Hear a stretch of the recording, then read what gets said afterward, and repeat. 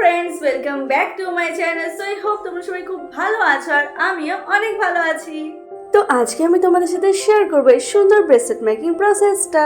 আর এই ব্রেসলেটের মেকিং প্রসেসটা এতটাই ইজি যে তোমরা এটা খুব সহজেই তৈরি করে নিতে পারবে।